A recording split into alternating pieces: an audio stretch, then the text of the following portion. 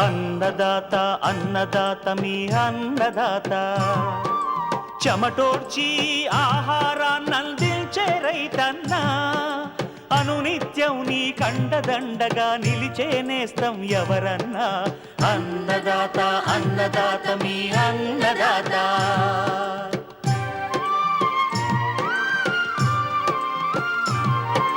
నూతన రీతుల సాగుబడికి నూరింతలు పెరిగే దిగుబడికి సూచనలిచ్చే సస్య రక్షణకు పశు పోషణకి శాస్త్ర విజ్ఞానం అందించి ముందుకు నడిపే తెలుగు రైతు భారతదేశానికి మకుటం అయ్యేలా తీర్చిదిద్దే ఆశయంతో మిమ్ము మేలు కొలిపేది అన్నదాత అన్నదాత అన్నదాత మీ అన్నదాత అన్నదాత అన్నదాత మీ అన్నదాత. అన్నదాత ప్రేక్షకులకు నమస్కారం. ఈనాటి ముఖ్యాంశాలు: జయశంకర్ విశ్వవిద్యాలయం నుంచి దేశ స్థాయిలో విడుదల చేసిన కొత్త వరి రకాలు, తొలి దశలోని ప్రత్తిలో రసం పీల్చు పురుగుల నివారణ, తేనె పరిశ్రమ లాభదాయకంగా ఉండేందుకు శాస్త్రవేత్తల సూచనలు, ఇంకా జై కిసాన్ వ్యవసాయ సమాచారం.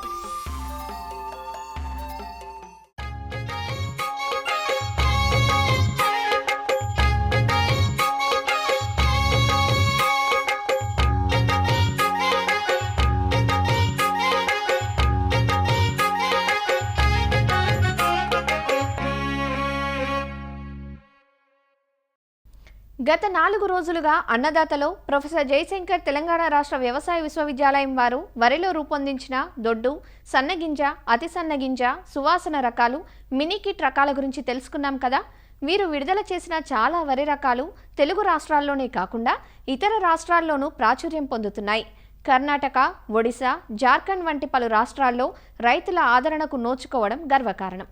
మరి దేశ స్థాయిలో ఈ మధ్యకాలంలో వీరు విడుదల చేసిన కొత్త వరి రకాల గురించి జయశంకర్ విశ్వవిద్యాలయం రాజేంద్రనగర్లోని వరి పరిశోధనా స్థానం ప్రధాన శాస్త్రవేత్త మరియు అధిపతి డాక్టర్ సిహెచ్ దామోదర రాజు నుంచి తెలుసుకుందాం. ప్రొఫెసర్ జయశంకర్ తెలంగాణ రాష్ట్ర వ్యవసాయ విశ్వవిద్యాలయం ద్వారా మేము ఈ వరిలో రాష్ట్రానికి అనుగుణమైన రకాలే కాకుండా all India coordinated rice improvement project వారి సహకారంతో మేము దేశస్థాయిలో కూడా రకాల రూపకల్పన చేస్తూ ఉన్నాం. సెంట్రల్ వెరైటీ రిలీజ్ కమిటీ ద్వారా ఈ రకాలు వివిధ రాష్ట్రాలకు అనుగుణంగా గుర్తించబడి కొన్ని రకాలు మేము రూపొందించి విడుదల చేయడం జరిగింది.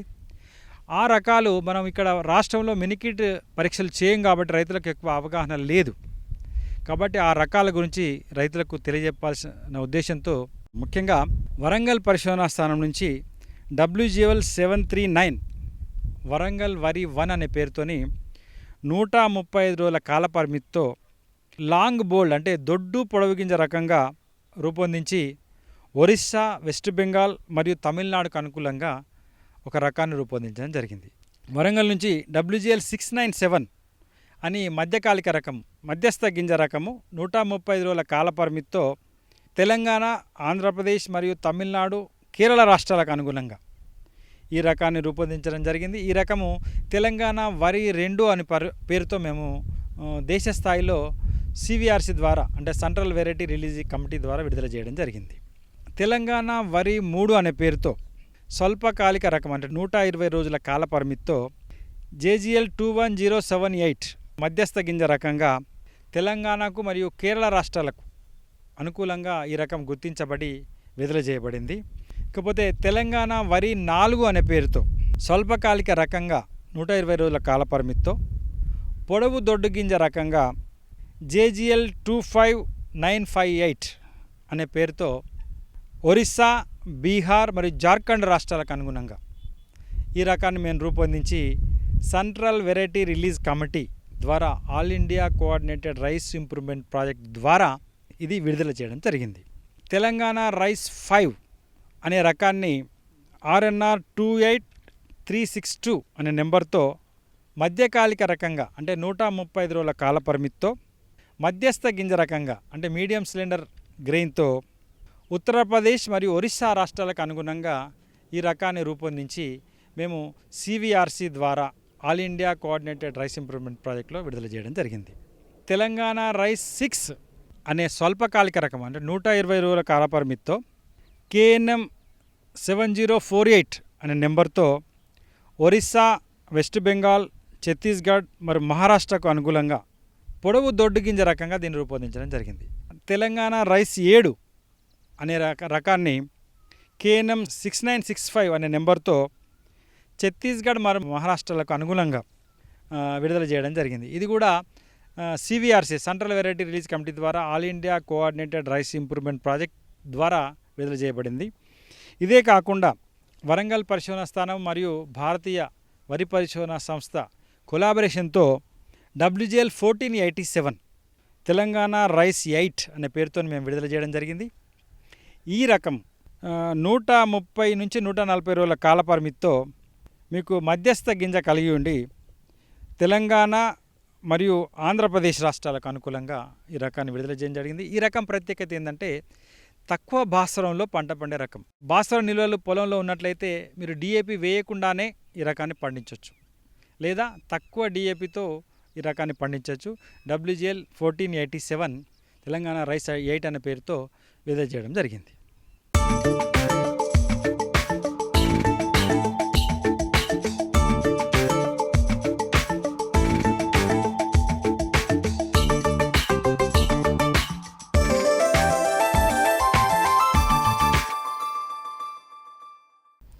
ఎన్నో ఆశలతో మొదలైన ఖరీఫ్ కాలంలో ఆరంభం నుంచే కష్టాలు మొదలయ్యాయి.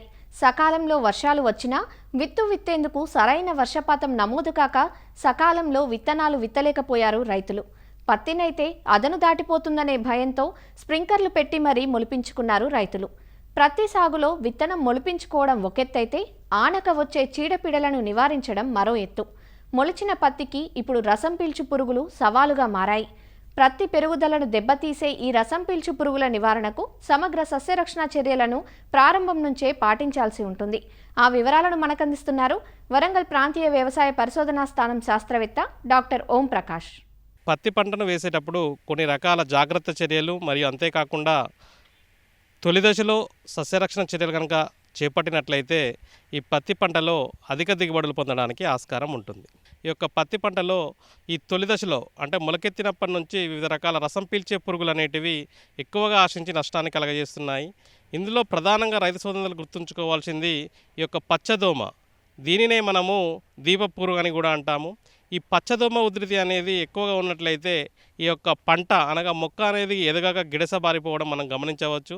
అంతేకాకుండా ఆకుల కొనల నుండి ఎర్రగా అవడం, ఇటుక రంగులోకి మారి ఈ యొక్క ఆకులన్నీ కూడా ముడుచుకుపోవడం మనం గమనించవచ్చు. పచ్చదోమ ఉధృతి కనుక ఎక్కువగా ఉన్నట్లయితే మనకు తొలి దశలోనే మొక్క అనేది ఎదగక నష్టం అనేది అధికంగా వాటిల్లుతుంది. కనుక ఈ యొక్క తొలి దశలో కనుక ఈ పురుగును గమనించినట్లయితే సస్యరక్షణ చర్యలు చేపట్టాలి. ఈ యొక్క మోనోక్రోటోఫాస్ అనే మందును 1.6 మిల్లీలీటర్లు లీటర్ నీటికి పిచికారీ చేసుకున్నట్లయితే ఈ యొక్క పురుగు ఉధృతిని తగ్గించుకోవచ్చు.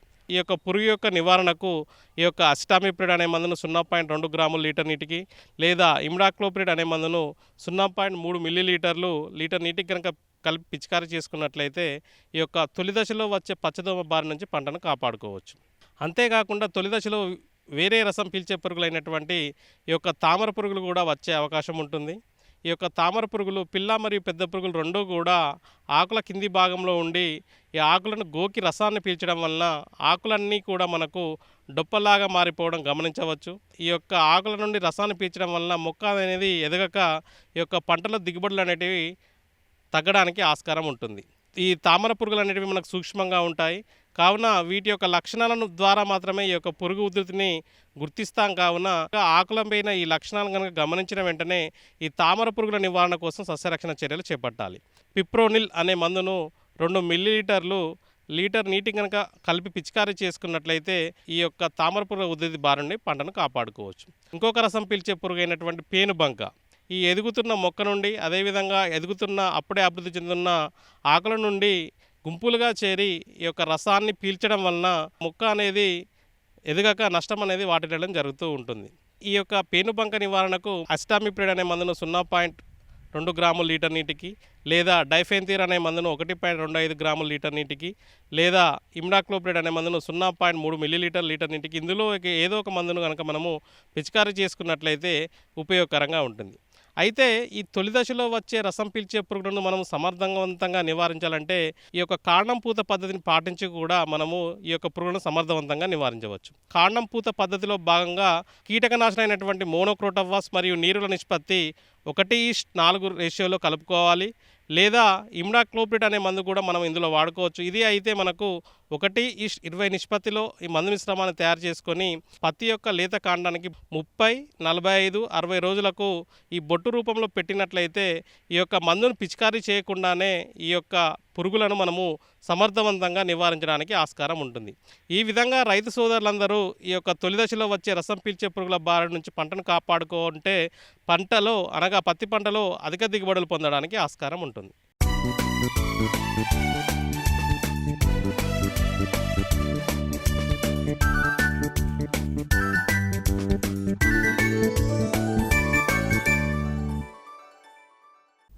ప్రకృతిలోని అమూల్యమైన వనరులలో తీయని తేనెను ప్రసాదించే తేనెటీగలను మానవజాతి పాలిట వరప్రసాదంగా చెప్పుకోవచ్చు.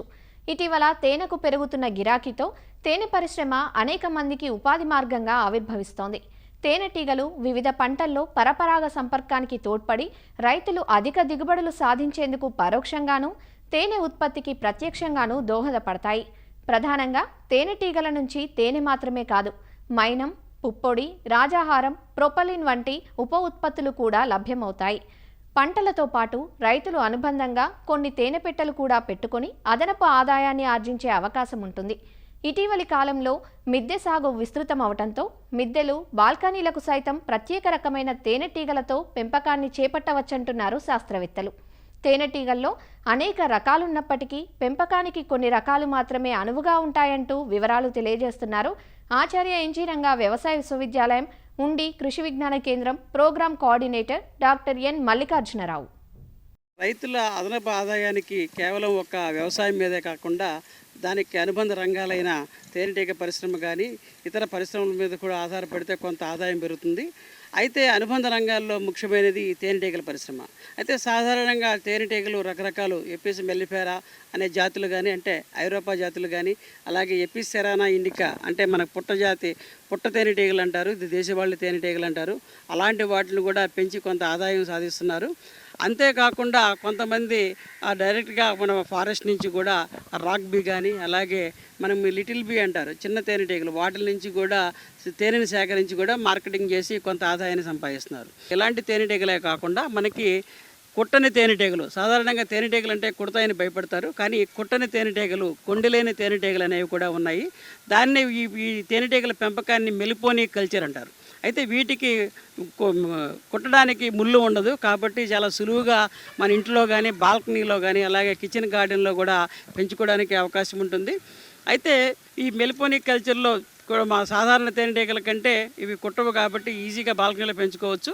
ఇందులో దీని నుంచి వచ్చే తేనెకు కూడా చాలా మెడిసినల్ వాల్యూస్ ఉంటాయి, ఎక్కువ కూడా ఔషధ గుణాలు ఎక్కువగా ఉండడం వల్ల దీన్ని ఎక్కువగా కేరళ లాంటి రాష్ట్రాల్లో ఎక్కువగా దీన్ని పెంచుతూ ఉన్నారు.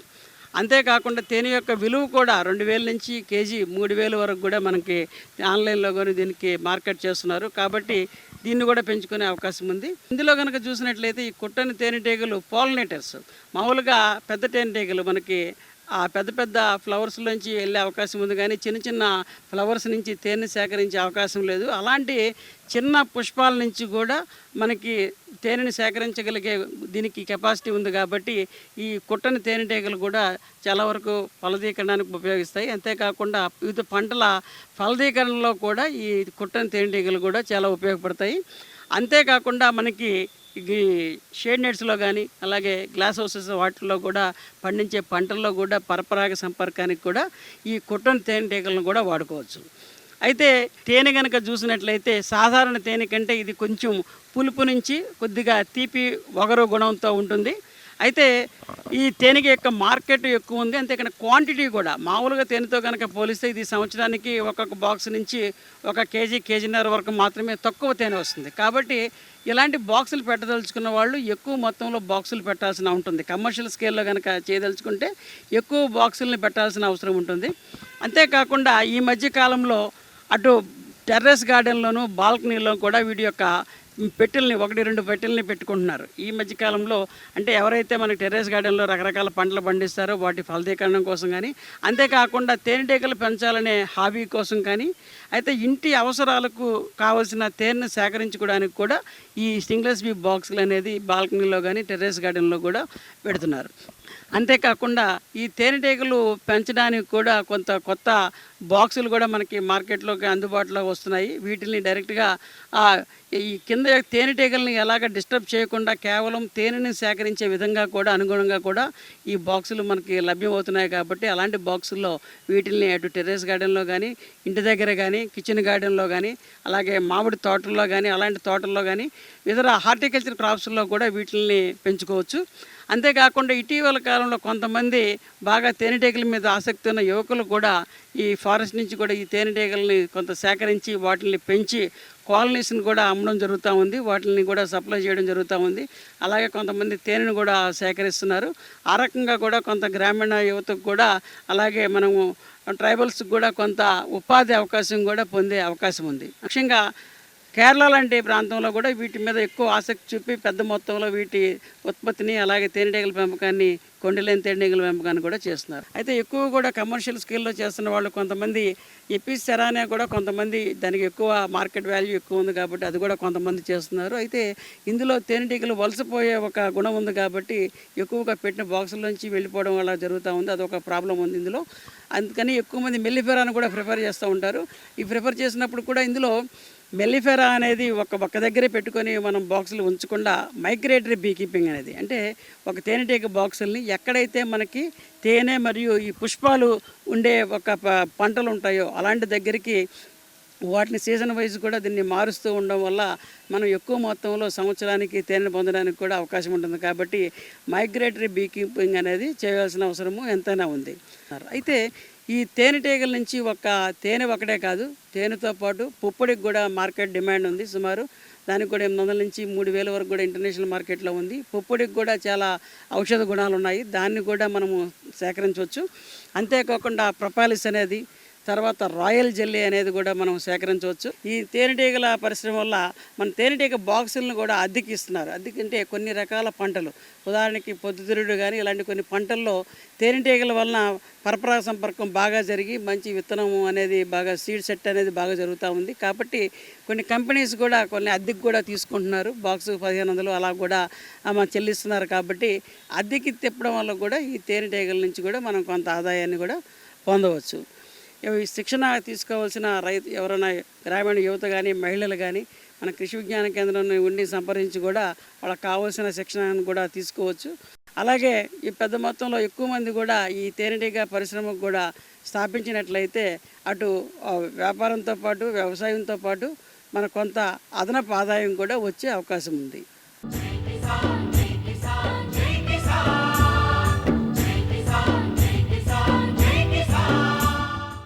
వ్యవసాయ సమాచారం ఇప్పుడు జై కిసాన్లో చూద్దాం. వానాకాలం పంటల సాగుపై ఉమ్మడి పాలమూరు జిల్లా రైతుల్లో ఆందోళన నెలకొంది. దాదాపు 5 జిల్లాల్లో అధిక వర్షపాతం నమోదు కాగా చాలా ప్రాంతాల్లో వానలు లేవని రైతులు ఆవేదన చెందుతున్నారు. కురిసిన చోటే అధికంగా కురిసి, లేని చోట అసలు వానజాడ లేకపోవడంతో గందరగోళానికి గురవుతున్నారు. ఇప్పటికే విత్తిన జొన్న, మొక్కజొన్న, పత్తి పంటలు వాడిపట్టాయని ఆవేదన వ్యక్తం చేస్తున్నారు. ఇప్పటి వరకు అయితే వర్షాలు పడలేవు. నిన్న మొన్న 2 వానలు పడ్డాయి. కొంచెం ఆడాడ మొక్కలు వేసాను, జొన్నలు వేసాను. ఇంకా ఏమంతా పడలేవు ఇంకా వర్షాలు. గ్రౌండ్ వాటర్ లేక బోర్లు అయితే ఇంకా వరకు కవర్ కాలేవు. చెరువులకు నీళ్ళు వస్తేనే ఏమన్నా బోర్లు కవర్ అయితే అప్పుడు మనం వర్ణాలకు దానికి దీనికి కరియర్లు వేసుకునే అవకాశం ఉంటుంది. వర్షాకాలం వచ్చింది కానీ వర్షాలు పడతలేవు కదా మాకు. ఇప్పుడు జూన్ 1 నుండి ఎప్పుడు ఆగస్టు, అక్టోబర్, సెప్టెంబర్ వరకు పడాలి మాకు. ఇంతవరకు వర్షాలు లేవు. ఏం దున్నడానికి సాలు వస్తలేదు. ఇతనాలు ఎక్కడికి వెళ్ళాలి, మరీ ఘోరంగా ఉంది. ఇతనాలు తెచ్చినాం, వస్తుంది వాన ఇవాళ వస్తుంది రేపు వస్తుంది అని తెస్తున్నాం. వర్షం చూసుకుంటే మొగలను చూసుకుంటే కూర్చుంటున్నాం. ఉమ్మడి జిల్లాలో మొక్కజొన్న సాధారణ సాగు విస్తీర్ణం 1,00,000 ఎకరాలుండగా ఇప్పటి వరకు 10,000 ఎకరాల్లోనే సాగు చేశారు. జొన్న సాధారణ సాగు 39,000 ఎకరాలుండగా 12,000 ఎకరాల్లో సాగైంది. కంది 2,00,000 ఎకరాల్లో సాగు చేయాల్సి ఉండగా 47,000 ఎకరాల్లో పంట వేశారు. పత్తి 3,00,000 ఎకరాల్లో సాగైంది. కానీ వానలు లేక వేసిన పంటలు ఎండిపోతున్నాయని రైతులు ఆవేదన వ్యక్తం చేస్తున్నారు. పత్తికి అయితే వాటర్ అంతా సరిపోతలేదు సార్, ఓనర్లు ఎక్కువ కొడతలేవు, చిల్లరులకు నీళ్ళు వస్తలేవు. కందులకి ఇట్లా అదే సేమ్ పరిస్థితి. ఎకరం మక్కలు వేస్తే మక్కలు ఎండిపోయినాయి.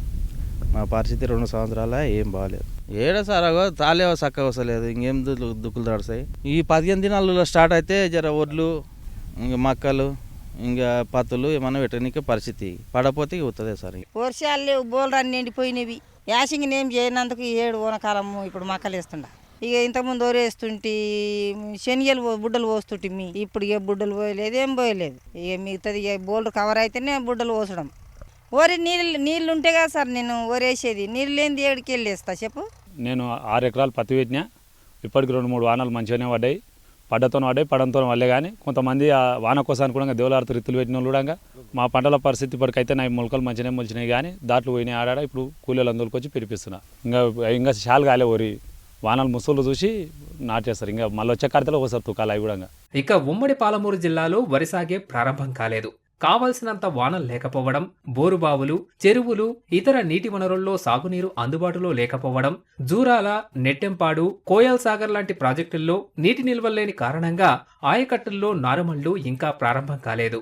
ఆగస్టు నాటికి వరి సాగు ఊపందుకుంటుందని వ్యవసాయ శాఖ అధికారులు అంచనా వేస్తున్నారు. వర్షాలు అయితే మొన్న గత వారం రోజుల కిందట నుంచి కూడా పడ్డాయి. రైతాంగం కూడా కొంచెము సాగు చేయడం కానీ లేకపోతే దుక్కి దున్నడం కానీ రైతు కూడా ఇంట్రెస్టెడ్గానే చేసిండు. చేసిన తర్వాత కాకపోతే మంచి పదును అయింది ఏదో కొంత పంట ఇద్దామన్న ఆలోచనతో రైతాంగం ఏం చేసినట్టే మన మండలం కానీ కొన్ని మండలాల్లో జొన్నలు వేసిండ్రు. కాస్త మొలక అయితే కొంత వచ్చినాయి. కొంత మొలక రాని వాళ్ళు కొంచెం జొన్నలు వద్దులే అనేవాళ్ళు మాత్రము మళ్ళీ దాన్ని తీసేసి మక్కకు పోతున్నారు. దుక్కి దున్నిన తర్వాత ఒక వారం రోజుల తర్వాత మళ్ళీ వర్షానికి వేస్తే బాగుంటుంది. ఎందుకంటే ఫస్ట్ దుక్కిలే ఫస్ట్ విత్తనమే వేసినామంటే ఏమవుతుందంటే ఒక్కొక్కసారి వర్షం కూడా లేట్ వచ్చే అవకాశం ఉంటుంది. కాబట్టి గత కొన్ని ఏళ్ళ కింద ఏమవుతుందంటే స్టార్టింగ్ రోహిణి కార్తెల్లే మంచి వర్షాలు బాగుంటుండే. కాలానుగుణంగా ఈ కాలుష్యం కారణంగా కొంచెము వర్షాలు అనేటివి గత కాలం నుంచి కొద్దిగా లేట్గా అంటే జూలై అనుకోండి, ఆగస్టు 15 అనుకోండి, సెప్టెంబర్ దాకా కూడా ఈ వర్షాలు పడుతున్నాయి. కాబట్టి ఇప్పుడు వరకు అయితే జొన్న అన్నది ఒక వారం రోజుల వరకు కొంచెము మళ్ళీ ఒక వర్షం పడితే పికప్ అయ్యే అవకాశం ఉంది. మళ్ళీ ఇబ్బంది ఉండకపోవచ్చు. వరి అన్నది మనకి ఇంచుమించుగా ఆగస్టు 15 వరకు కూడా వేస్తూ ఉంటాము. కంది, మొక్కజొన్న, జొన్న పంటలు వేసుకునేందుకు జులై మొదటి వారం వరకు సమయం ఉందని, నేల పూర్తిగా తడిసిన తర్వాతే విత్తనాలు వేసుకోవాల్సిందిగా వ్యవసాయ అధికారులు సూచిస్తున్నారు.